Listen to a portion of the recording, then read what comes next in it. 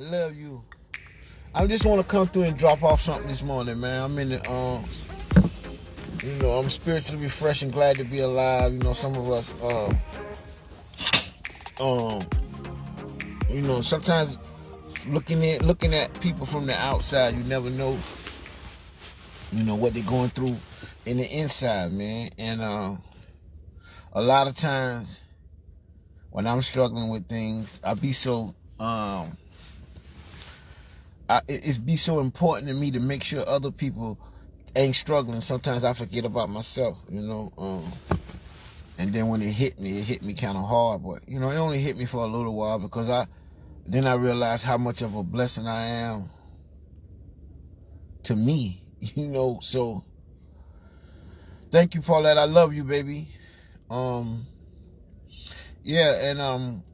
Sometimes we look at people and think people always be all right. Like, for instance, you always see me come through here and I'm trying to drop off something inspiring for other people, drop some hope off for other people, drop off some some inspiration, something that's gonna help them through their day. And sometimes I forget about myself when I'm struggling, and I forget that I have to go sometimes I have to go refill my cup, because I can't always pour into other people and not pour into myself, or go somewhere and let somebody else pour into me. And I get discouraged sometimes, man. Like life ain't moving fast enough, or things ain't happening fast enough. And I realize that things are happening as they should, man. K. Karen James, I love you, baby girl. Things are happening in God's timing, man. And I have to be reminded, man, because I'm only human, that it's God's will for me and not my will. I'm a miracle. I know, man. If I ain't thankful or grateful for where I'm at right now in life, I'm absolutely grateful for what I escaped, man. I escaped the horrors. I escaped the horrors of addiction. I escaped the horrors of a lifestyle that wasn't conducive for me, man. It was spiritually draining. It was mentally and physically exhausting. And it was emotionally, I was an emotional wreck. But God has definitely, I believe in God. I'm not talking about religious. I'm talking about a spiritual connection that I have with the God of my understanding. And God has brought me to a place, of peace, man. There's no material things, no financial gains, none of that can equal to the peace that I get from a daily basis, just living life on life terms and just being connected, or having a connection to myself. I do have a connection to myself, and it's amazing, man. I have a healthy relationship with myself. And a lot of times people may say that you don't love yourself or you don't care about yourself, but things that you do or things that you don't do is a sign of love for yourself. Like me, the things that I did to myself over the years, I don't do that no more, So that's a sign of love for myself. And whether anybody else see it or not, it doesn't matter. Long as I know, because that relationship that I established with myself now is amazing, man. Congratulations, Sonya. 1 year. I salute you and I thank you for being in my life, man. Shake, what up, baby? So the relationship that I established with myself now, it's one of the most important. It's the second most important relationship that I have in my life today. My first important relationship that I have is with God. God has, like, over the last 4 years, 7 months and some days, like 12 days, I think I've been clean. I have established a healthy relationship with God, which slowly introduced me to a relationship with myself. And that relationship that I established with myself and continue to establish with myself, it allows me to trickle out, and the relationships around me are amazing, or healthy, or they're work in progress in the right direction. And a lot of times I feel like things ain't moving fast enough. Things ain't I ain't where I'm supposed to be. But when I look down at my feet now, I know I'm exactly where I'm supposed to be at, man. And I have to have patience and let God do what he do. He ain't never let me down yet, and I have to be reminded that, man. As a person being human, we have to be reminded sometimes. It's not about perfection. It's always about progress. And we try to get better in other areas of my life, man. And one of the areas of my life that I'm trying to get better with is just having patience and be content and understanding that God's will for me is what it is. It's better than the will.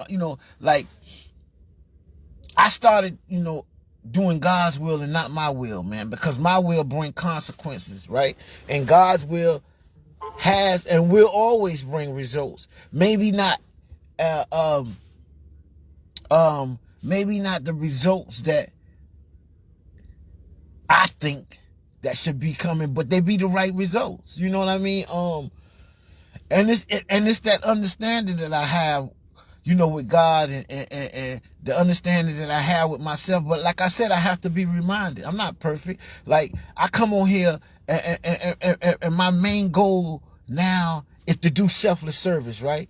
And doing selfless service, sometimes I forget about my own self, Like I said, I'm always constantly trying to pour into others because a long time in my life, I was in a dark place. I was in a dark place mentally. I was in a dark place physically. I was in a dark place spiritually. And I was in a dark place emotionally. But that dark place that I was in, I put myself there. Nobody did it. And for me to get out of that dark place or dark spaces that I lived in, I had to take accountability for where my life was and realize that I did that to myself. Nobody did that to me. So it was only me that could get myself out of that place that I was in, man. So, it mainly took being accountable, man. Being accountable for where my life had ended up, man. And anything in my life today, I wouldn't change nothing in my life. Even the painful days, the dark days, dealing with loss, I wouldn't change none of that because I know that's God's will, not my will, man. And those dark days made me really appreciate the light days that I'm in today, man. I'm living in the light. Even the days that don't feel so good, that's light to me, man. Because, mentally, I stayed in a place where it's like I always say this, it's like I got in a closet, right? I got in a closet mentally, physically, spiritually, emotionally, figuratively, right? I got in a closet and I closed the door behind me and I cut the light off and I locked the door from the inside and I stayed in that closet for over 30 years. And what I'm talking about is the lifestyle that I lived, right? And my spirit was dark. Everything around me was dark. I had no connection to God. I had no connection to myself. And my spirit was in a place of loneliness and despair, right? I had no spiritual connection to nothing positive, man. And I stayed in that closet, in that dark place for many years, over 30-something years. And I'm speaking of when I was in active addiction, when I was, my addiction ran amok, when I stayed up for 3 and 4 days chasing something because I fell in love with something that didn't have no arms and legs and wasn't capable of loving me back. I fell in love with drugs, and whatever drugs told me to do, I did, right? If it told me not to eat, I didn't eat. If it told me not to sleep, I didn't sleep. If it told me not to wash, I didn't wash. And I knew I wasn't going to work for no 8 hours staying away from the love of my life, right? I'm talking about getting shot, right? And going to the hospital and at that time, my desire to use drugs was more than my desire to live, because I rode around the parking lot bleeding because I didn't want them to take the drugs that I had in my pocket away from me. So at that moment, my desire to use was more powerful than my desire to live, man. And, I accepted that. I didn't even go in the hospital until all the drugs was gone, man. And then after I got into the hospital, I was too high to give them information. I kept nodding out. You know, and my best friend came in, right? You know, that's the relationship I had with my brother. He always came in my most vulnerable times, in my most, you know, I thank God for the gift of desperation, man, because my life would have never changed if I wasn't desperate, right? But my brother came into the emergency room and he told the doctor my name and gave him the information. And, you know, they said, we don't want to work on him, man, because he's too high. And we put him to sleep and take the bullets out. He might not wake up because he got enough drugs in him to for 4 or 5 people to be high, right? And they told me, man, to come back. They said, we're going to clean the wounds up and we're going to come back at the end of the week. And he can come back at the end of the week and we'll do the surgery. And, you know, he got to come in not high, you know, but that's impossible. Because, you know, I like I said, I fell in love with something that didn't have arms or legs and wasn't capable of loving me back. So, you know, I never went back to the hospital to get the bullets out of me. You know, that was 1998, right? And the bullet's still in me today. And because I said I fell in love with something that didn't have no arms and legs and wasn't capable of loving me back. And I did whatever it told me to do. And anything that came in between me of using drugs, I didn't do. So eating came in between me using drugs, I didn't eat. If sleeping came in between me using drugs, I wasn't going to sleep. So, you know, going back to the hospital would have took up too much time from me using drugs. So I never went back to the hospital. And through God's grace and mercy, you know, he brought me through that too, you know, and I don't have no, now I still got the bullets in me, but, you know, I don't have no pain. Or some people say, you know, certain injuries that they have when it rain, when it snow, you know, they feel pain. But, you know, fortunately, I don't have none of those pains, man. And, you know, like I said, I know I'm a miracle, man. I know there's a higher power, man. I believe anyway, right? Because if it was up to me, I would have been dead a long time ago, man. You know, if it was left up to me, I would have been dead a long time ago, right? But I know now, you know, with the relationship that I established with my higher power, he had bigger and better things for me to do. So I had to go through all of that so I could be here this morning, trying to inspire somebody else, regardless of what I'm going through, my emotional roller coaster that I'm going through right now. Because what I'm going through right now is really not, it's just me doubting myself, basically. And if I just, you know, keep my faith, right?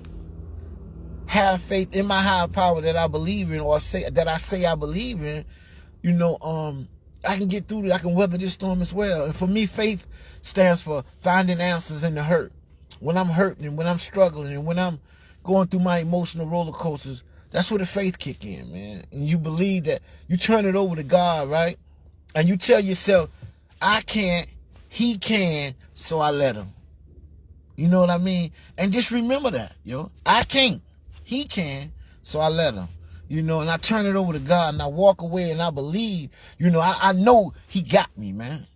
You know, I'm talking about bringing me through things that if I sit here and tell you some of the things that God brought me through, man, you'll be wondering how he survived that without being crazy, man.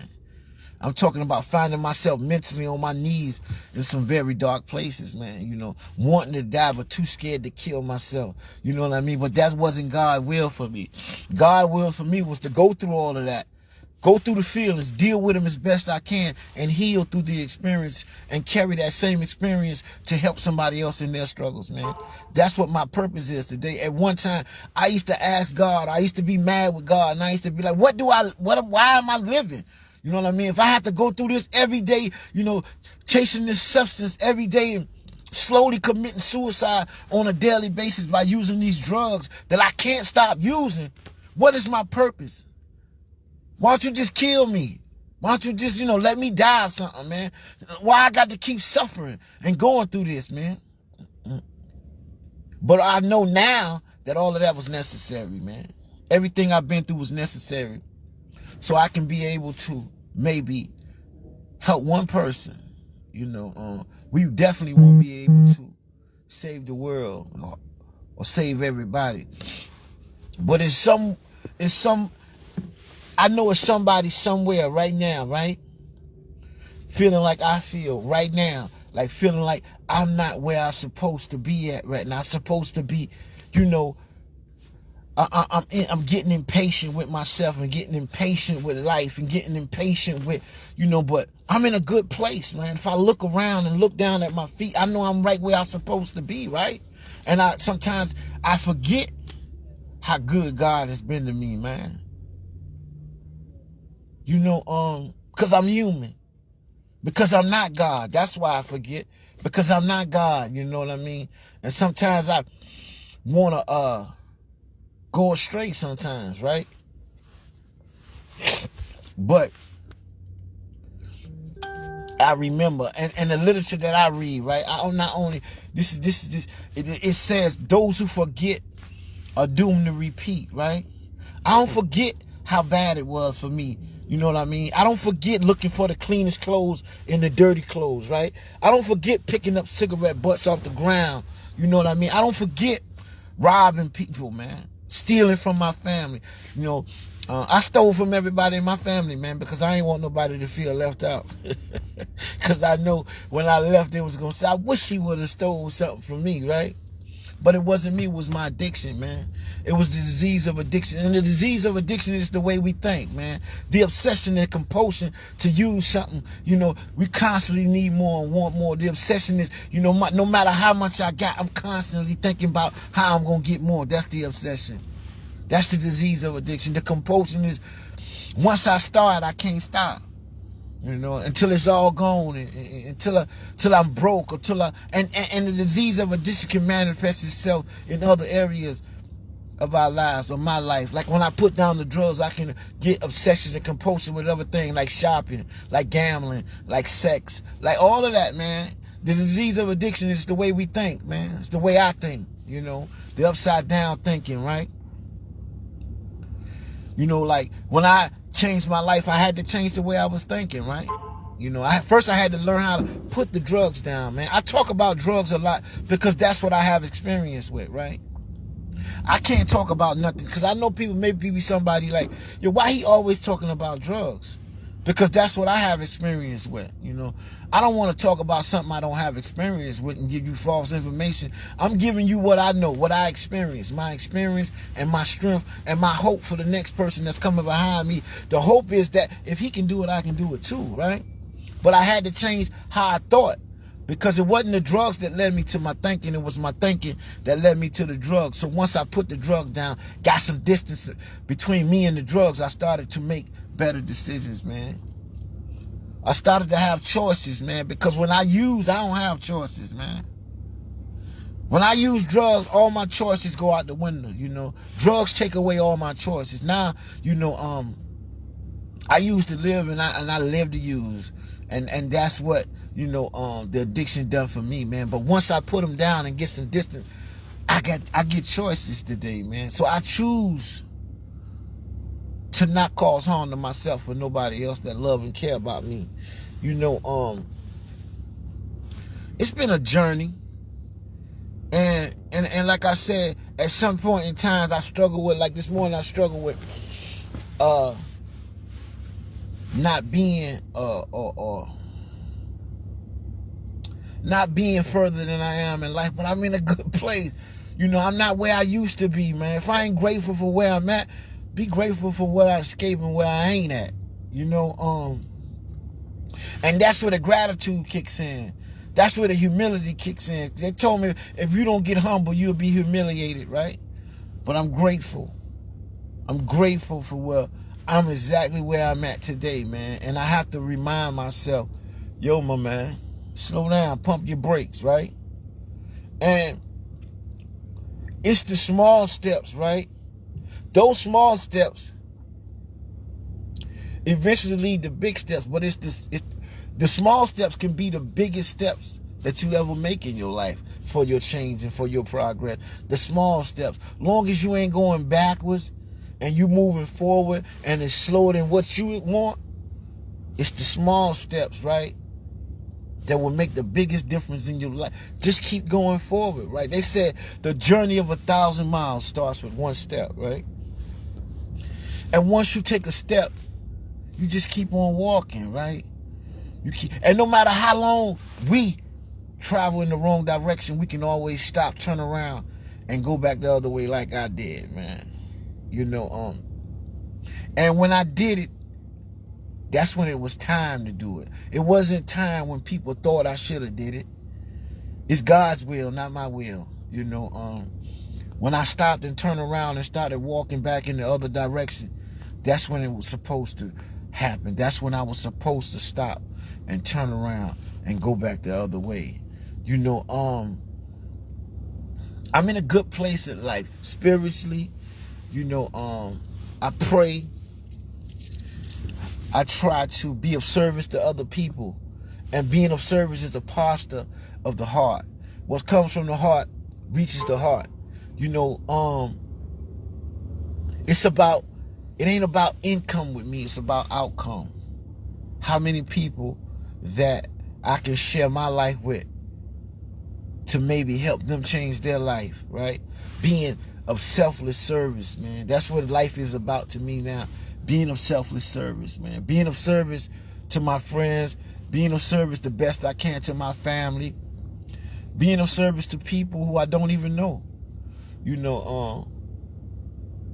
Sharing my experience and my shortcomings and my character defects, my low self-esteem, my insecurities. All those things are a part of me, and I'm all right with it, man. I accept me today on a more deeper level.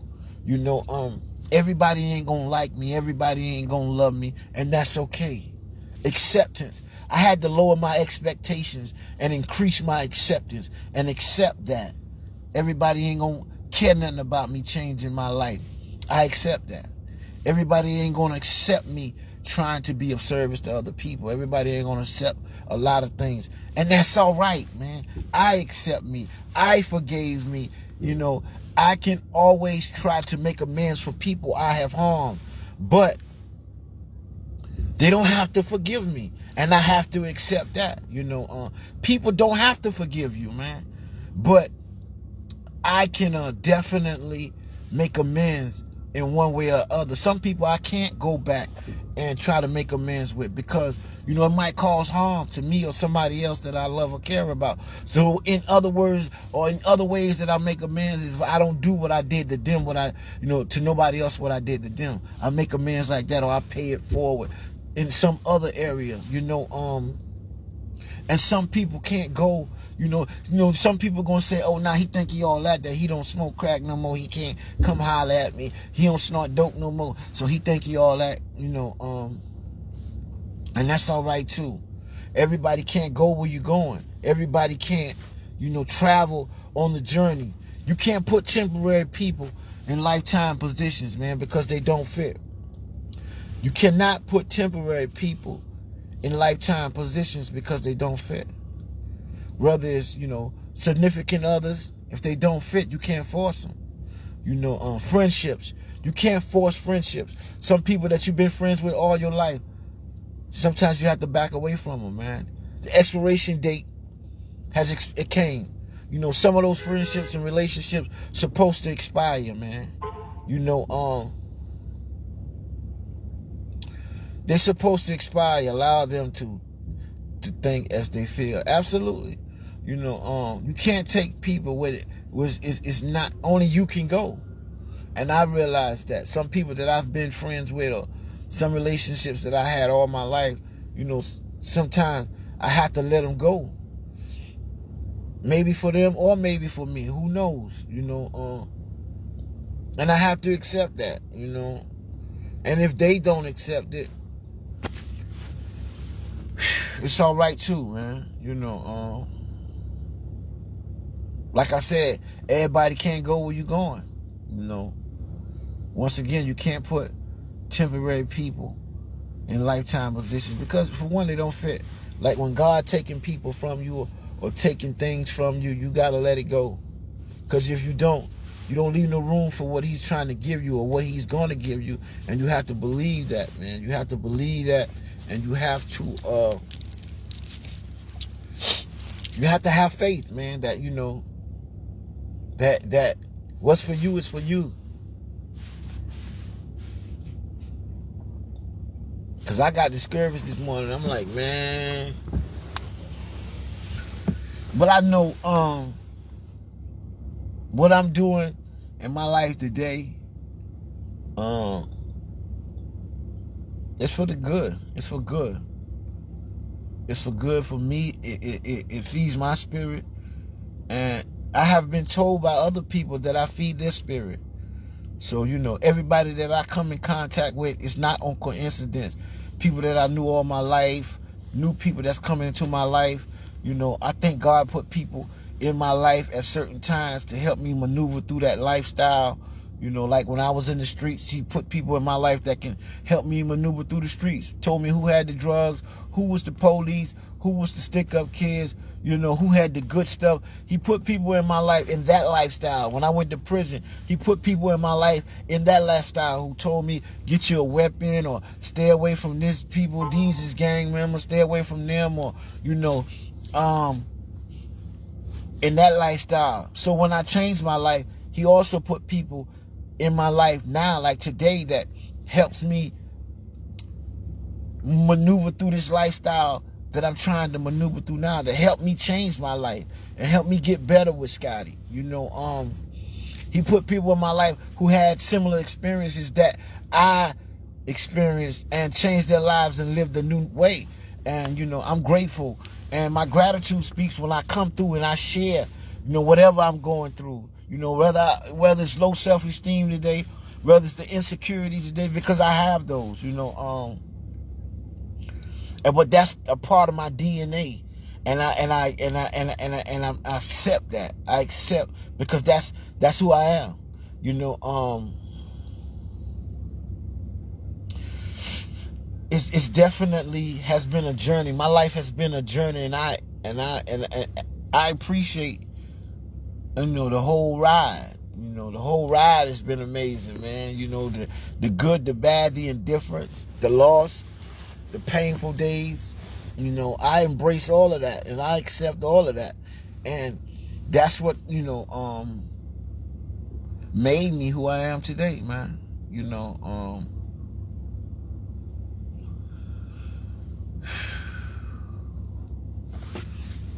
I know God got a lot of work for me to do, man. You know, a lot of people that I will touch in my life, a lot of people that I would share me with,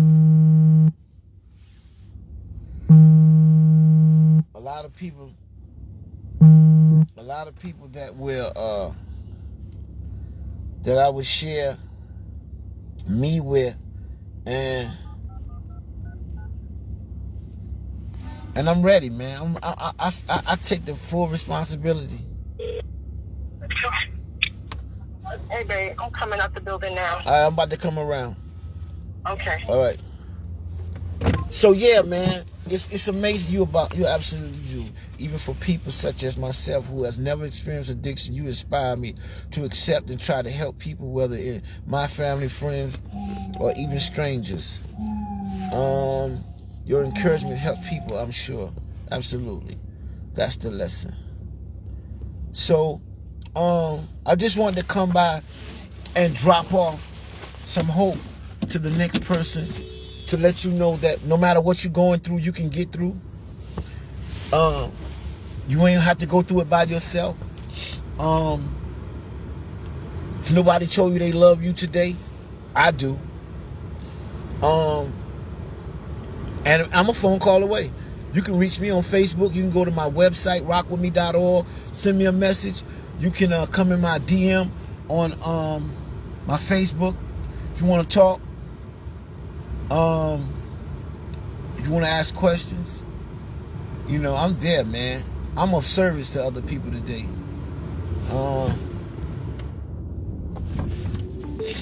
I'm reachable. I stay reachable and I stay teachable. I never get to a place where I feel like people can't teach me and show me and I never get too big. I never get to a place. I don't let people put me on a pedestal where I can't get down, man. I'm a person that you can always reach out to. Love you, Maria. Love you all, man.